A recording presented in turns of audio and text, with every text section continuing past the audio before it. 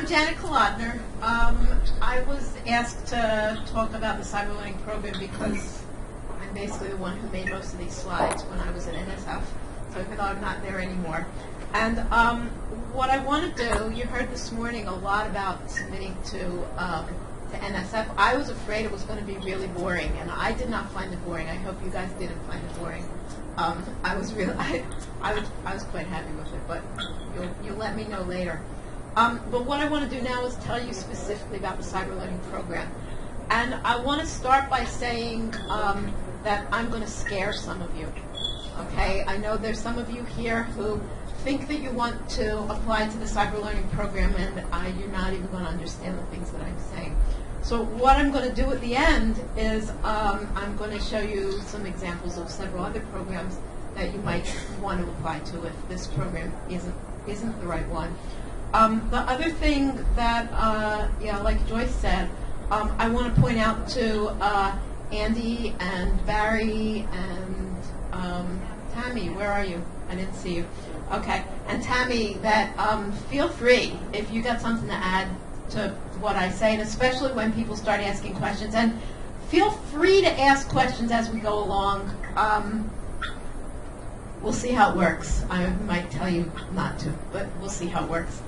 Okay, so I want to start by just telling you a little bit about the Cyberlearning program itself. So it was started roughly 5 years ago. I'm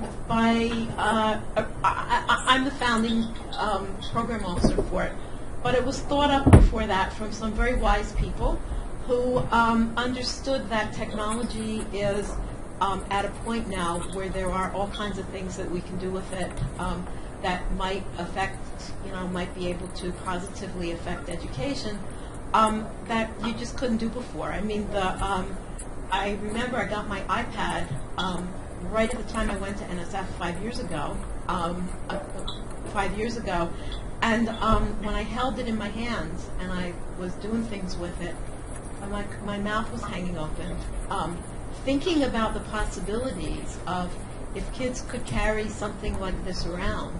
It's a quite different thing than carrying around the textbook or carrying around the notebook or carrying around a smartphone or it can go with you wherever you go. Smartphones do too, but it can go with you wherever you go, and it's got bigger real estate than a phone has.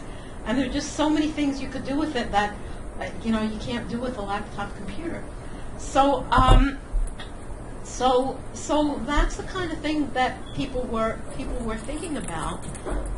We've also gotten to the point in our understanding of how people learn where it seemed like it was time to go beyond the traditional intelligent tutoring systems and the traditional, drill and kill systems, and to really address the needs that learners have when they're learning. I mean, they're not going to learn if they don't get engaged and put the time into it. So engagement, motivation, sticking with it, they're big things for learning. They're not generally what we talk about in cognitive science, right? But they're things that we know some things about and that we've got to talk about if we're really going to talk about learning in the real world. We know some things about the roles that our bodies play in helping us learn. I mean, we're trying to understand something that has shape, and we do all these things with our hands, right? Or somebody makes gestures at us. So we know some things about that, and man, nobody puts those into their intelligent systems or their intelligent tutoring systems or their drill and kill, whatever it is. So the idea of this program was that we've got these new technologies that can change what and how people learn, okay, and that we've got all these things we know about learning that we haven't really put into we haven't really used to think about education, to think about changing education, to think about the roles that technology might play. And that we needed a program that would, or they said that NSF needed a program that was going to take advantage of both of those things, okay, and where the results would be these new technologies, new understandings of technologies for supporting learning, and new opportunities at the same time for learning more about learning, because people would be able to have experiences they couldn't have had otherwise. Because, with technology, you can get inside a volcano and you can, be part of the magma and then be part of the lava, right? And harden and, flow and whatever else. I mean, that's a whole different experience, right, than even watching it on video, okay, or watching it in a simulation. So we can learn new things about learning that we just couldn't learn before because people couldn't be in those kinds of situations. So,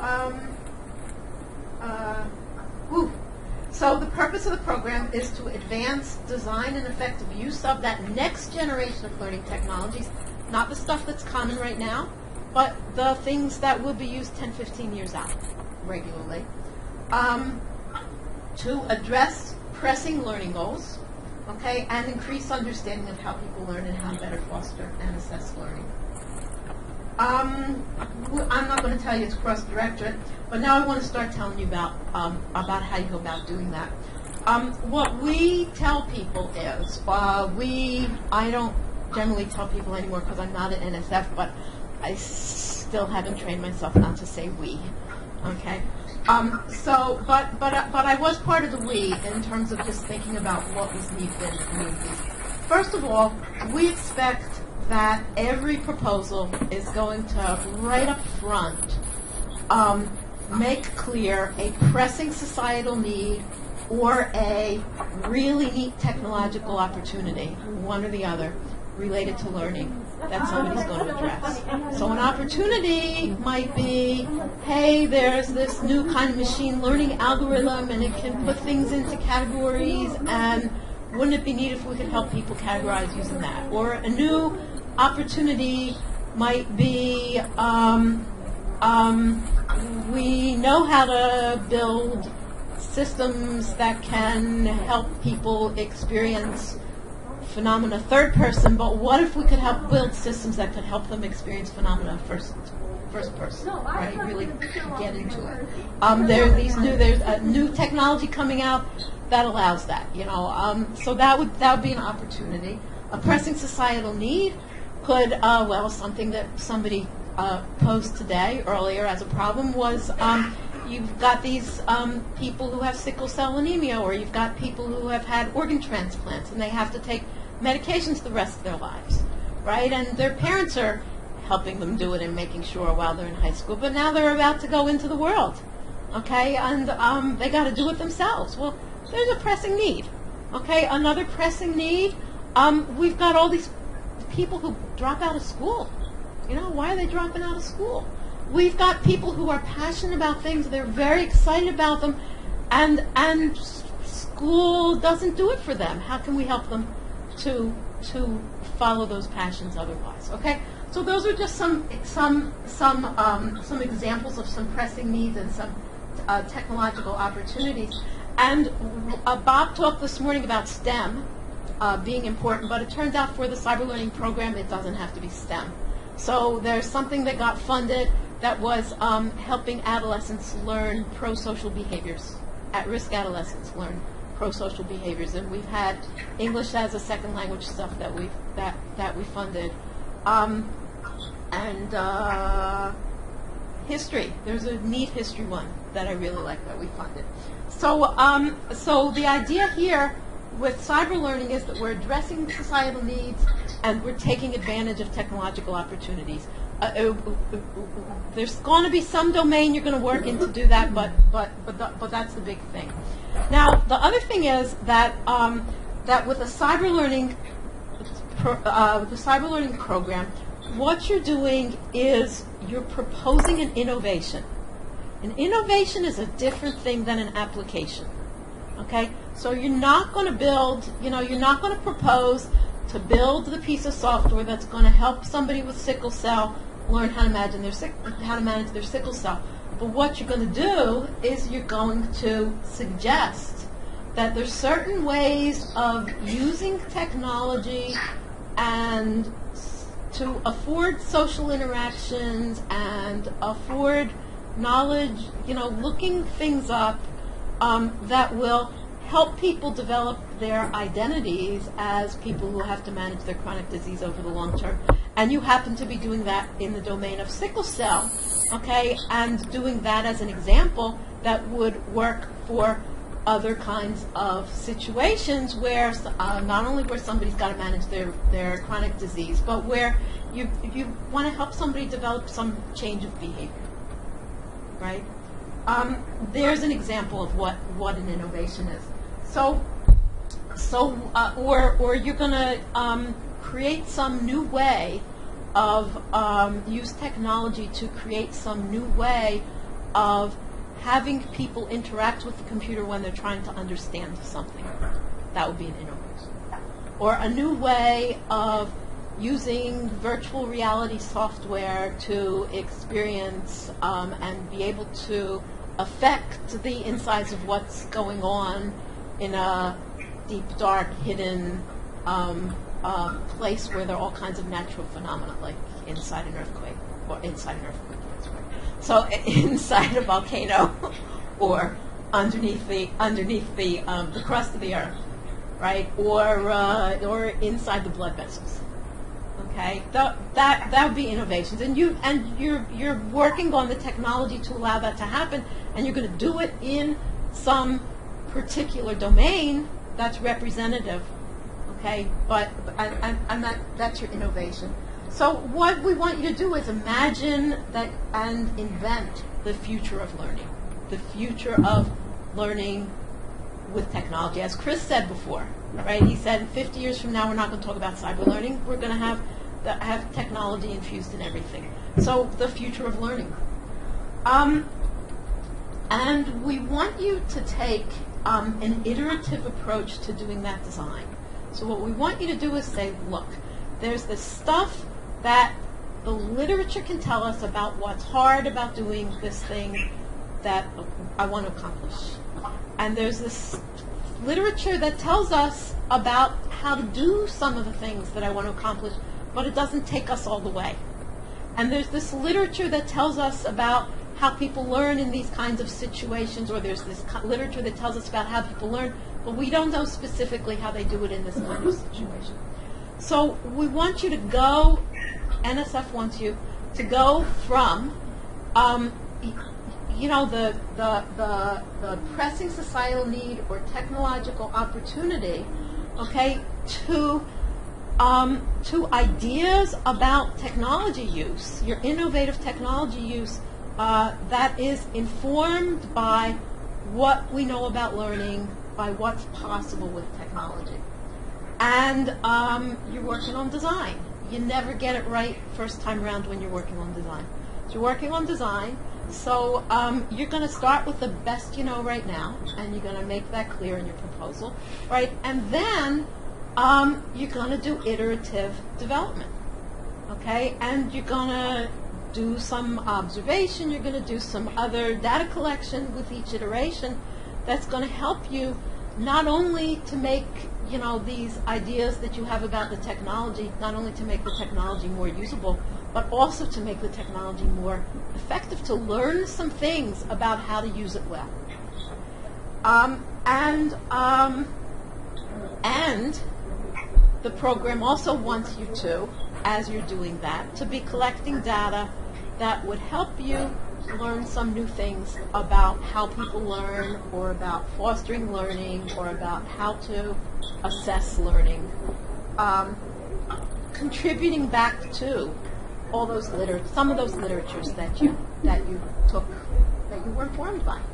So you become informed by literature, and you inform that field as well, like Tammy was talking about.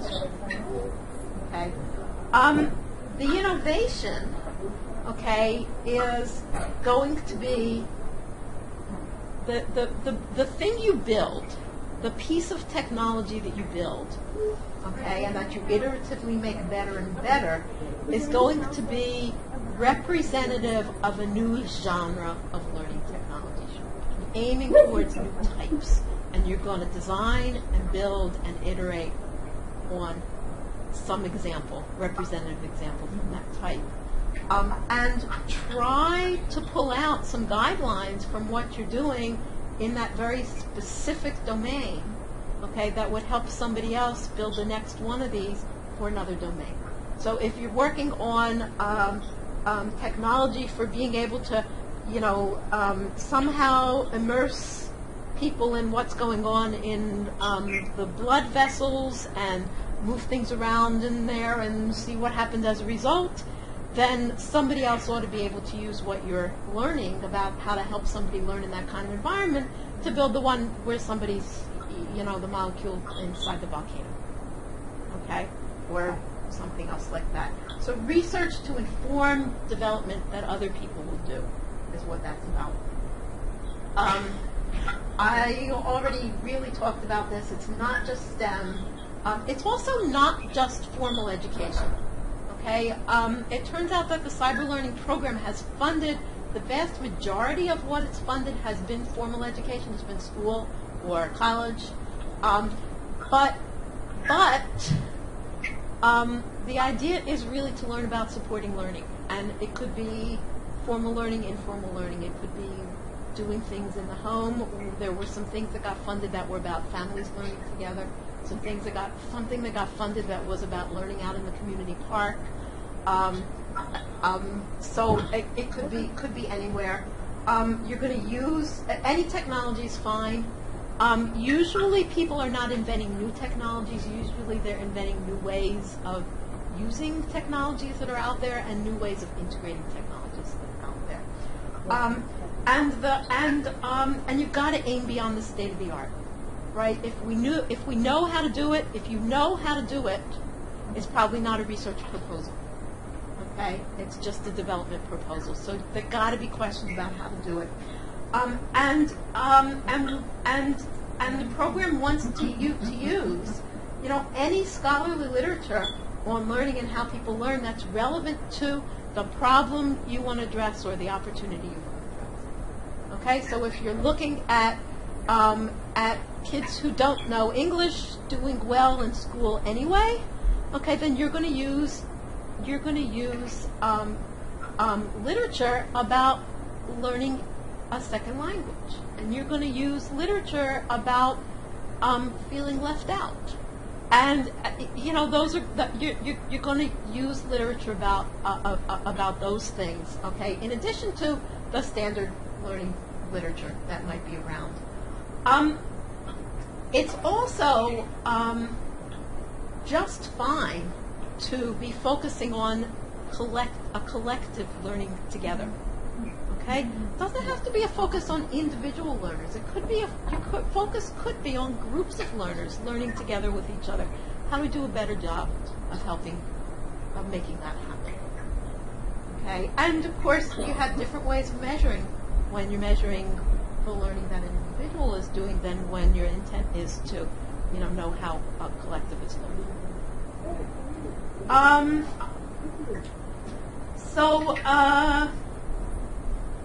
Whatever you're doing has to advance our imagination about what's possible and have potential to really make a difference. Okay. I don't think there's a lot. Well, if you're going to integrate design and research on learning, you're going to need to be grounded in the state of the art. You can't do this stuff without interdisciplinary teams. And that's the reason that interdisciplinary teams are required on these projects. Okay, they don't just say, the solicitation doesn't just say, it would be nice if you have an interdisciplinary team. The solicitation says you must have an interdisciplinary team. Now, somebody who's working on English as a second language and knows technology is going to need people who know learning, and in particular, or is going to need expertise on how people learn and expertise on somebody who's expert in learning second languages, and who knows what other expertise. Somebody who's already expert on learning a second language but not expert on technology might have these great ideas about learning learning English, but they're going to need to have collaborators who know technology and who know the way technology has been used for fostering learning, okay, and who know more learning in general, not simply the learning of a second language. So So I don't know why that says strongly recommended. It should say required. And you're imagining the future, so there's no need to be focused on scale. If you could foresee it being possible in 15 years, that's just fine. And that's not the same as other programs in EHR, because most of the programs in EHR, they want you to focus on like the next 5 to 8 years or something, I would say. So Cyberlearning wants you to focus beyond that. Most of you, if you apply to the Cyberlearning program, are going to apply for exploratory grants. And exploratories, EXPs, are appropriate when you've got this idea about an innovation. You can make a first pass at imagining what it looks like, and you really need to try and do things a lot of different ways to figure out what's worth doing to really make it come to reality, come to fruition. So EXPs are when your innovation is new, its properties are not well understood. So a couple examples. Somebody mentioned, Bob mentioned Fitbits this morning. Cynthia Carter-Ching, many years ago, I don't remember how many years ago, she put in a proposal for helping kids to become more health conscious, okay? Helping them to develop new fitness habits. And she was going to use some, whiz-bang new technology that was not out on the market yet, okay, that was going to measure their activity and measure their heart rate and up the stairs and, things like that. It turns out she ended up using Fitbits. They came out on the market and they were right there. And what she wanted, she had this idea. It was sort of a kind of vague at the time, though. By the time she got funded, it was more specific. But she was going to engage them in some kind of game where they would be playing themselves as their avatar, their identity in the game was somebody who had the same fitness level that they had, right? And that fitness level would vary according to the way that they'd been eating and working out and whatever else. So that if they had not been eating enough, it would be pretty hard to do some of the physical things they need to do in the game. Okay, and if they've been eating too much and were, not working out their muscles, that would also be very hard, right? But if they were exercising and if they were eating right, the things that they needed to accomplish would be easier. So, it's a neat idea, right? It's a neat idea, but the first way she thought of it and the first way any of you would think about designing this would not necessarily be the way that would work. So they went through a lot of iterations to finally come up with, something that worked. I shouldn't say something that worked. An idea that worked. Not pieces. I mean, even beyond the software that works, the idea that works. And what I should say, and at the same time, I can't remember what their research was on learning, but what I suggested their research should be, as I recall, is beginning to learn some things about how to affect behavior change. And to learn enough about that to actually be able to know, with a new proposal that would go in, a DIP proposal that they put in later, what would be the really important things to focus on in research about affecting behavior change. Okay, so there's one example. A Cyberlearning proposal has 3 parts.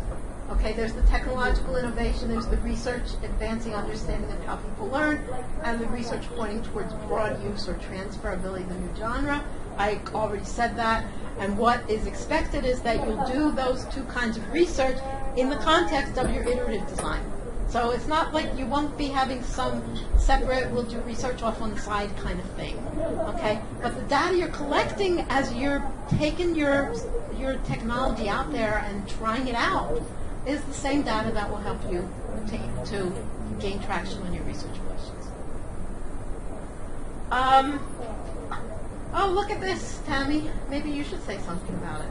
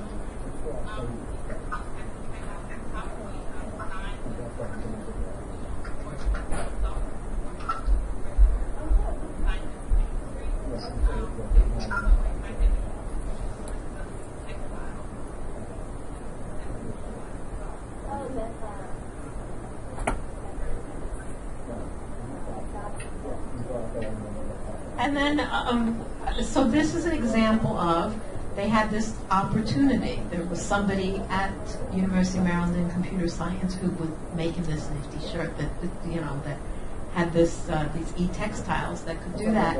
And the question was, how can we really use that as a learning? What's it supposed to be? So the research is on early biology learning, including embodied cognition. Okay. And some things about the genre. I mean, the genre has to do with uncovering the invisible and e-textiles, and I'm not sure what else. I was not allowed to read this proposal because Tammy was my student, so I have a conflict of interest. And they had to bring together expertise from computer science, learning sciences, and developmental psychology to do that. Here's an example of one that's farther along. So the two examples you've heard about so far were EXPs. Here's an example of a DIP, something that comes later.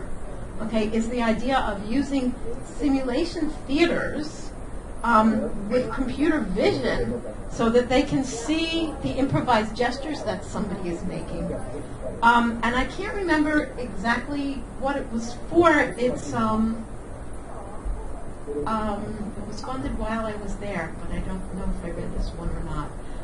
They basically wanted to understand the role that embodied cognition could play if this technology, again, this was about a technological opportunity, being able to automatically classify improvised gestures. And the people were learning about, they were learning scientific things, and I don't remember what it was, and acting things out, acting out concepts. And their research is about how embodied cognition occurs across domains. And their genre is tools for future research on gesture and gesture-based instruction. Okay, so their genre is that, they're building this stuff for gesture-based instruction and research on gesture, and their genre is these tools that are going to allow us to do more of that. And they had to bring in computer science people and sociolinguistics people. Those are the guys who know gesture, okay, and learning scientists to do that. And here's an example of an integrated project. That's the biggest kind of project.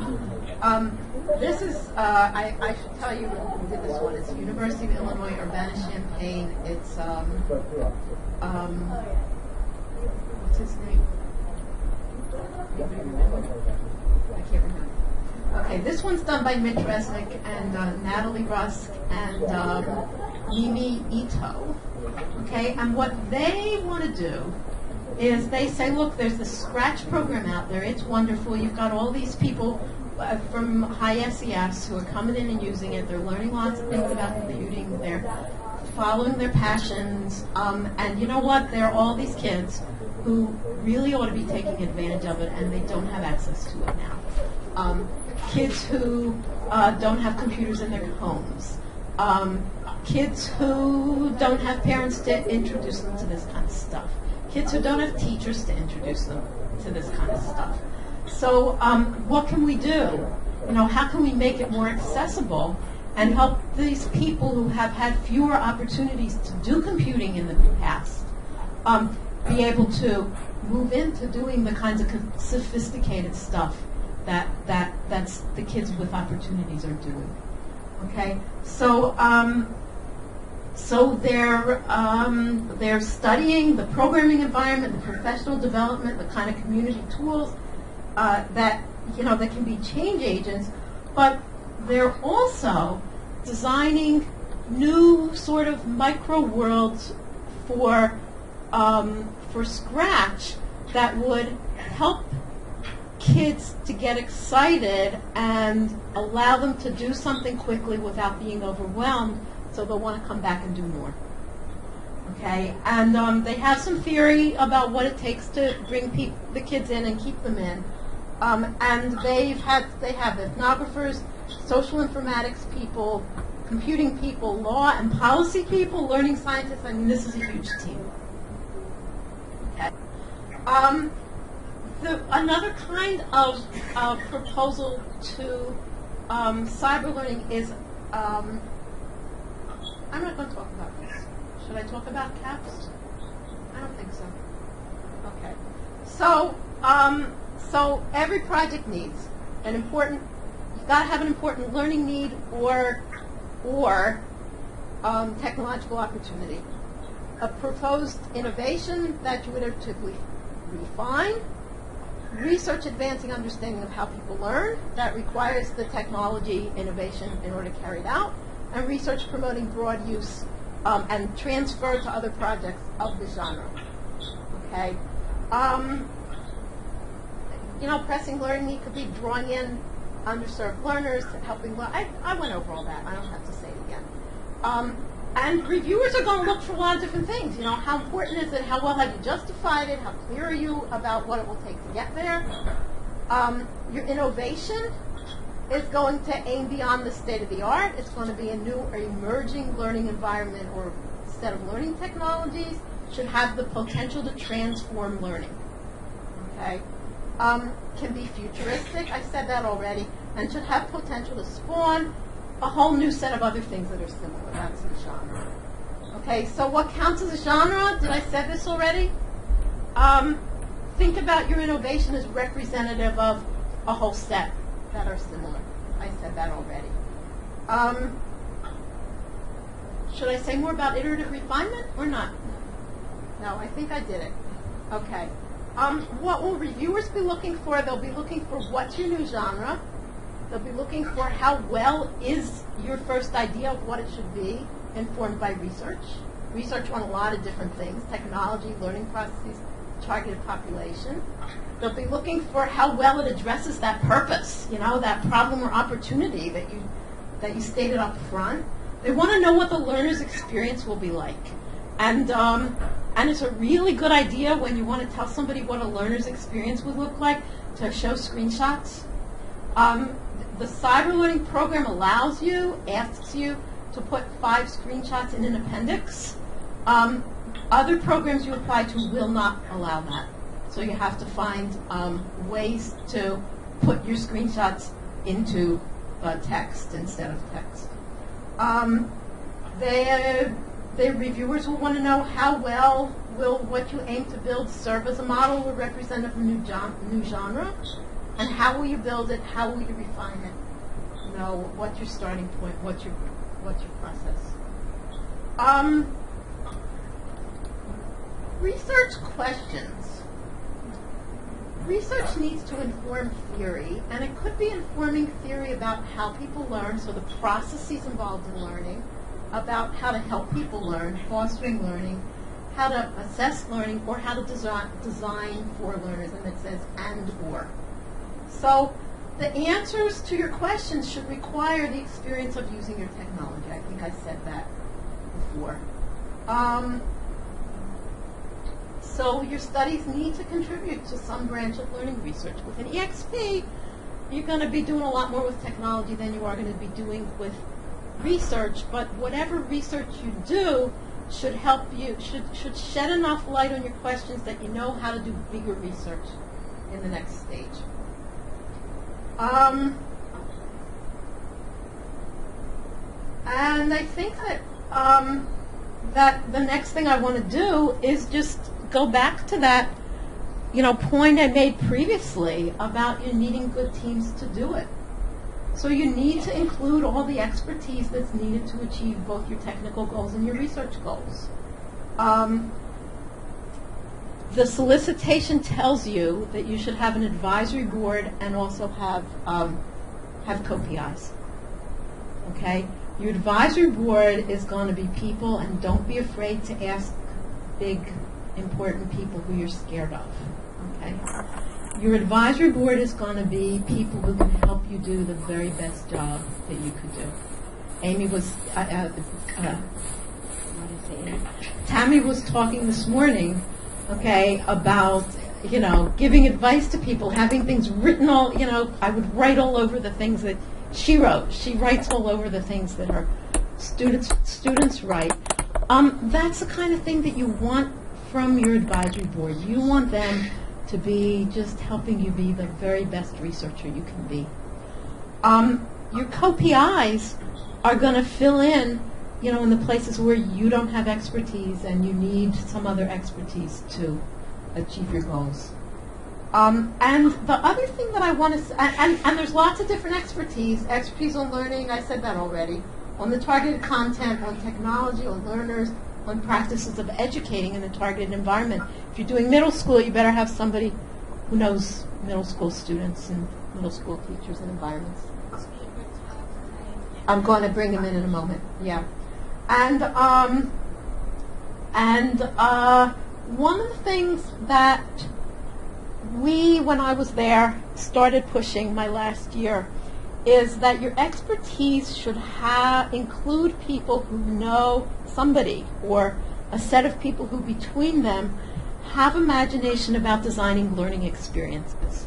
So clearly I didn't use much imagination just now in deciding how I was going to help you learn. I'm looking at these slides and I'm talking about these slides and I'm talking at you and you're not asking me questions, and how much can you really learn from that?